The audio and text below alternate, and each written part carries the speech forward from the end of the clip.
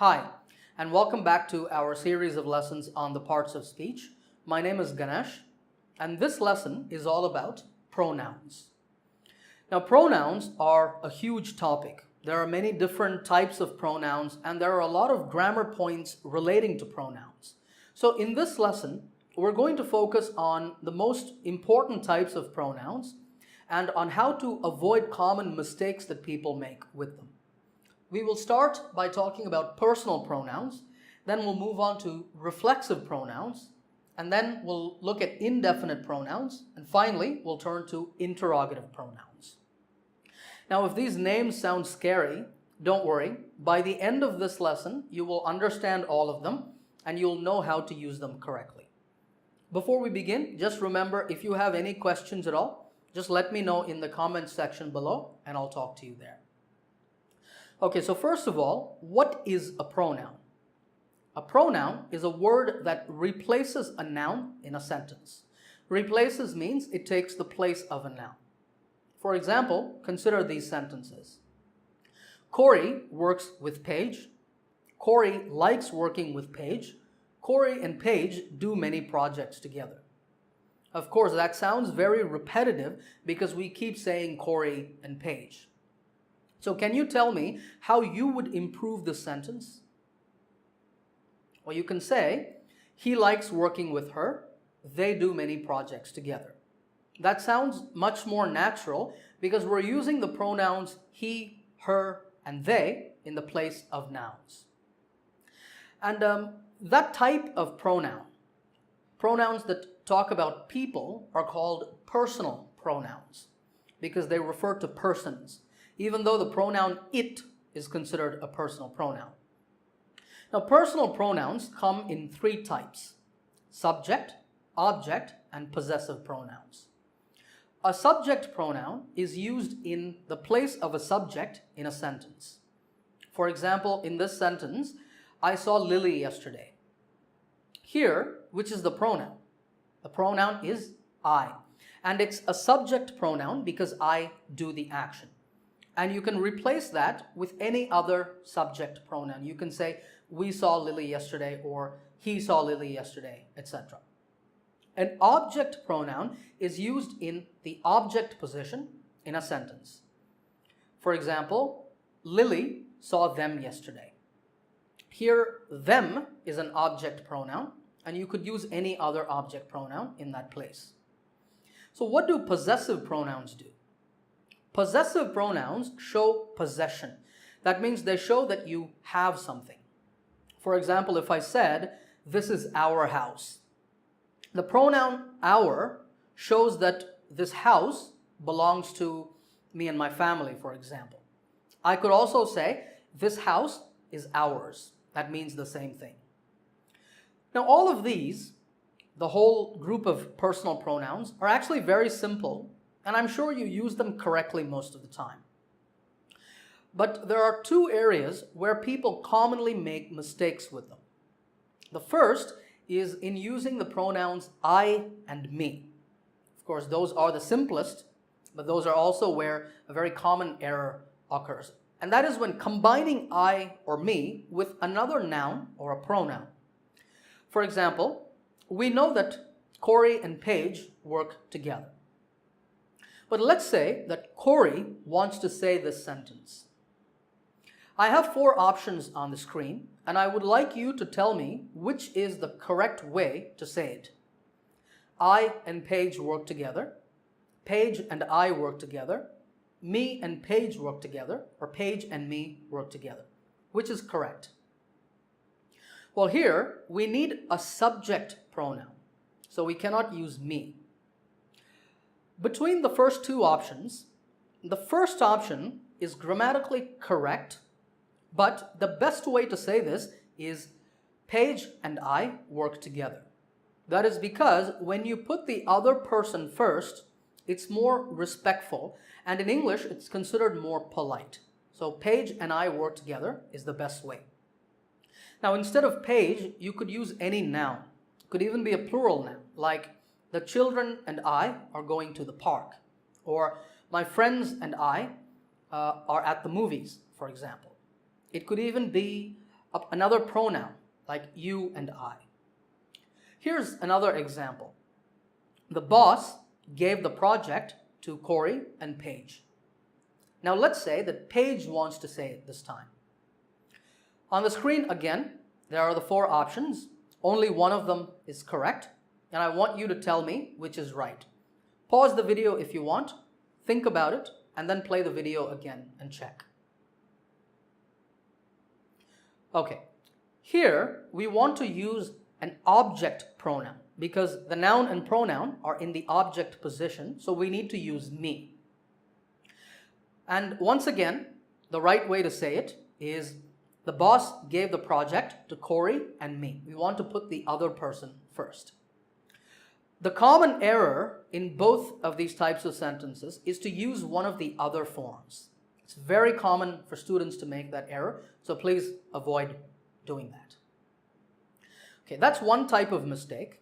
Another type of mistake that students commonly make with personal pronouns is when writing the pronouns ours, yours, and theirs. Remember, I said this house is ours. I could also say this house is yours or this house is theirs. In all of these pronouns, there is no apostrophe before the S. A very common mistake is to put an apostrophe there, and that makes your sentence look ungrammatical and unprofessional if you're writing in a formal situation. So make sure to avoid that error. All right, so those are the 2 errors with personal pronouns. Let's now move on and talk about reflexive pronouns. Reflexive pronouns are pronouns like myself, yourself, himself, etc. And these are called reflexive because they reflect back to the subject of the sentence. For example, this morning I stood in front of a mirror. What did I see in the mirror?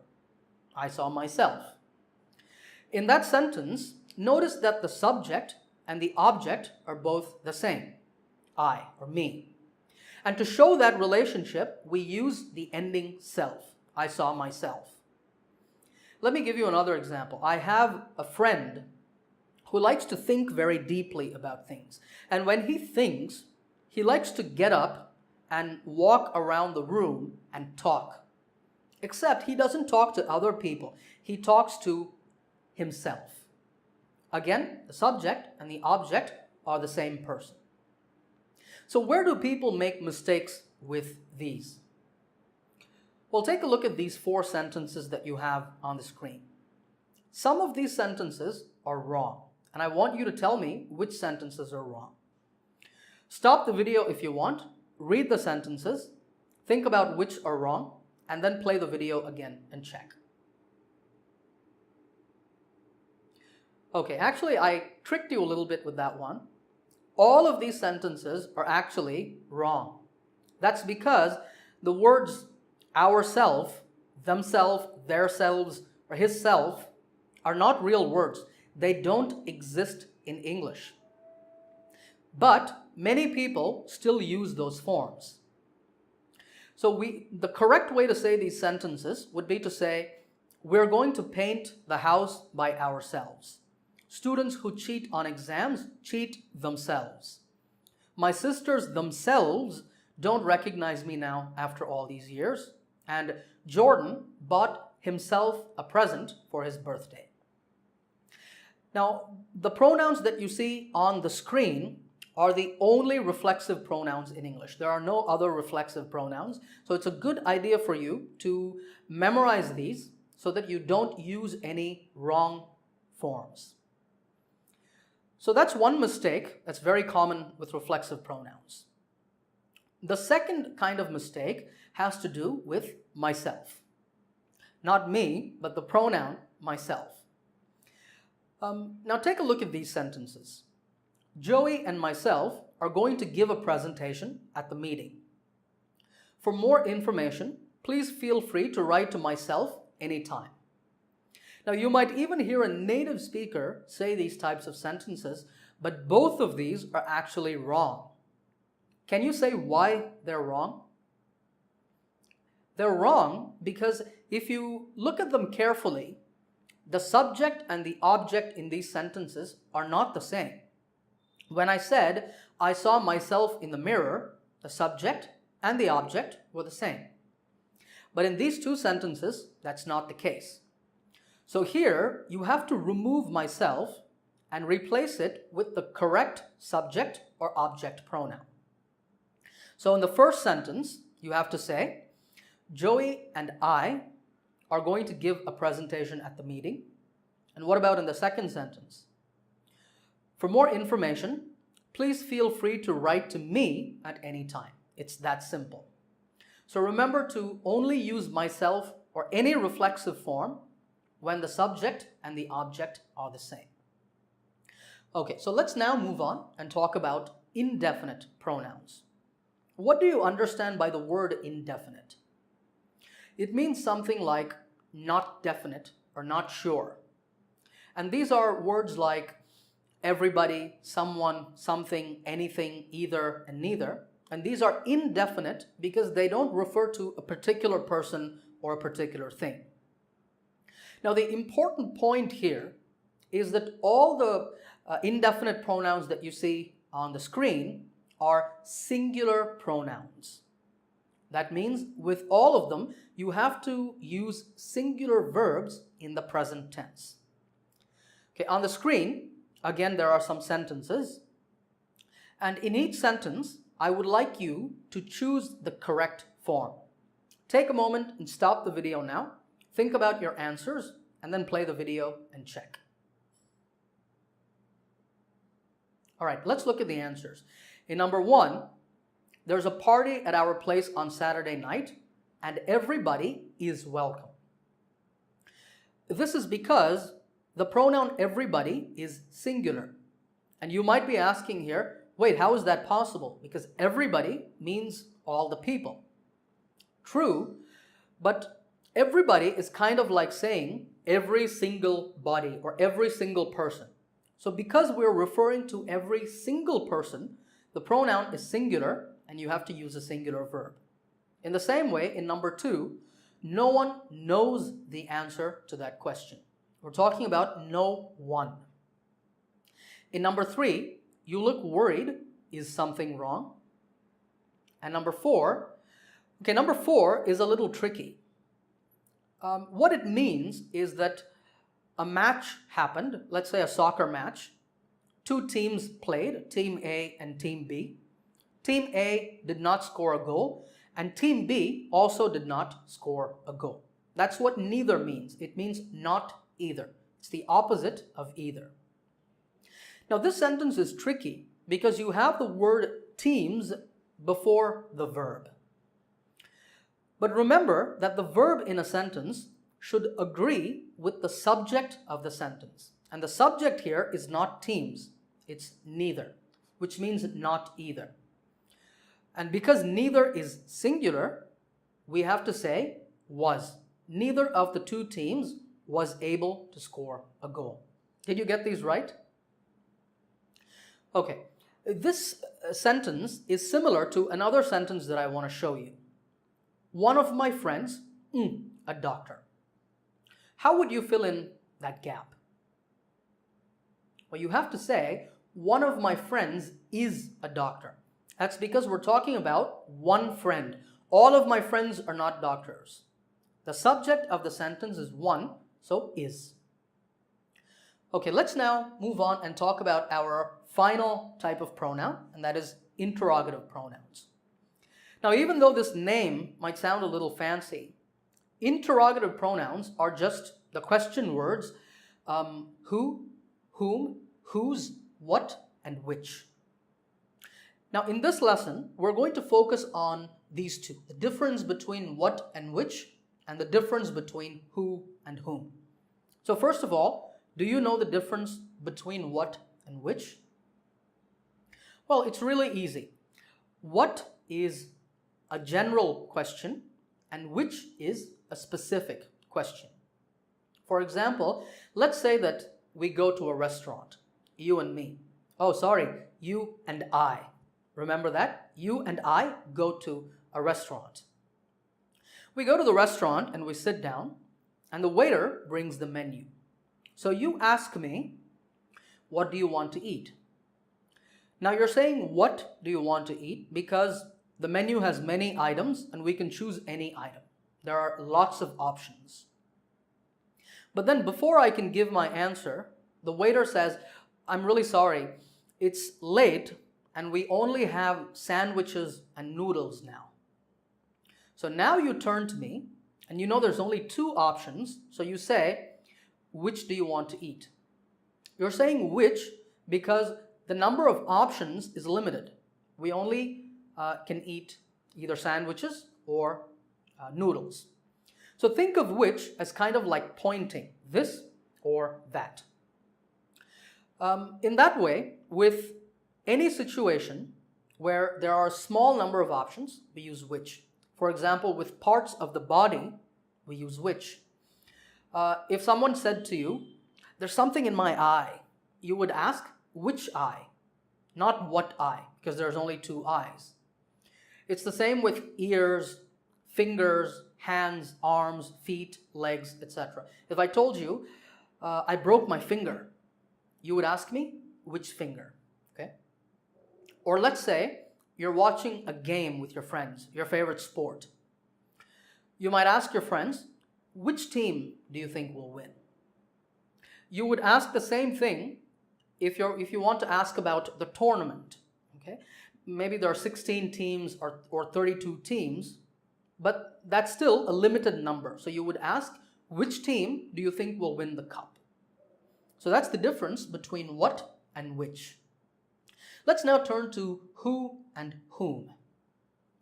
Now, before I tell you anything, let me just say this. In modern English, it's perfectly okay to use who in all situations. So if you're ever confused about whether to use who or whom in a question, just remember you can use who in any situation and your meaning will be clear. But if you are writing something formal or if you want to use correct grammar, then of course it's important to know the difference. And the difference is this. Who is a subject pronoun and whom is an object pronoun. It's like I and me. Let's take a situation. Helen visited her friend Mabel in the hospital last week.